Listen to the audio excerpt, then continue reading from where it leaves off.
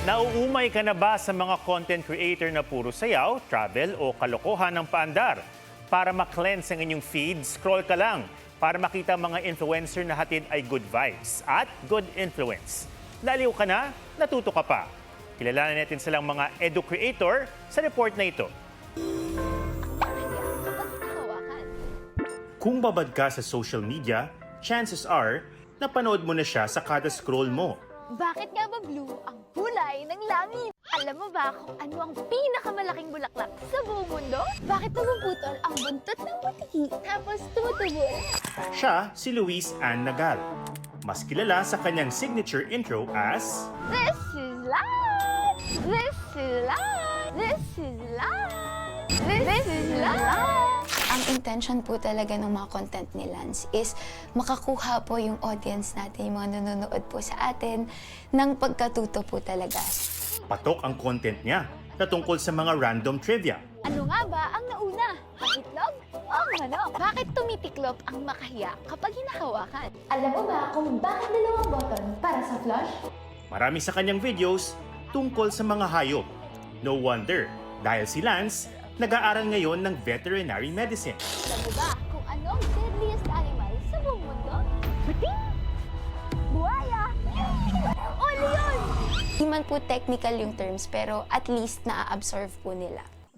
Batid ni Lance na sumusunod siya sa yapak ng mga naunang edu-creator o creator na forte ang educational content. Sabi nga po natin na we are all standing in the shoulders of the giant. Maghahanap po kami ng question na gusto po namin. Sasagutin ko po muna siya based on my own knowledge. And after po nun, i-double check po namin online, ganyan, sa mga articles, websites po talagang hinahanap namin. And scientific studies po. Gaya ni Lance, science and nature ang ipinopost ng edu-creator na si Lark Verona, isang guro at science graduate. I-analyze natin! So pinagsama ko yung science skills plus communication skills tsaka yung experience ko as a teacher for kids.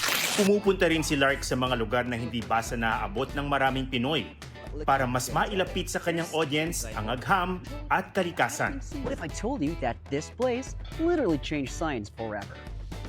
Welcome to Galapagos Islands. Case in point, ang recent niyang pag-ala Charles Darwin sa Galapagos. Galapagos is the biologist's dream. Doon talaga yung parang place to be kasi doon nag-start ang idea ng evolution. Nung nakikita ako ng mga foreign vloggers na gumagawa ng content about this, sabi ko, you know what, bakit wala akong nakikitang masyadong Pinoy na nandito? So I decided na kahit mahirap puntahan, kahit mapapagastos ako, pag-iipunan at magsisikapan, and nagawa ko naman. Nauunawaan ni na Lark at Lance at iba pang edu-creator na nag-e-evolve ang pagkatuto ng mga tao, lalo na yung mga tutok sa online at social media. Kaya ang kanilang content, ginagawa nilang short and sweet. Yung attention span ng tao ay sobrang ikli. Hindi lahat mahilig magbasa. So, andun sa social media, syempre video type po siya. At least na-elaborate natin yung answers para mas madali po nila ma-digest.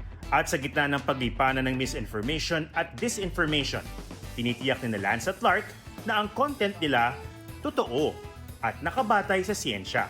Pag i-click mo yung parang STEM category, Science, Technology, Education, and Engineering and Math, ay napakalaking world ang kayang pasukan. Hindi lang para sa mga bata, kasi para sa mga adults din, marami kang matutunan. That is, kung tama ang mga fina-follow and ini-engage mong mga creators.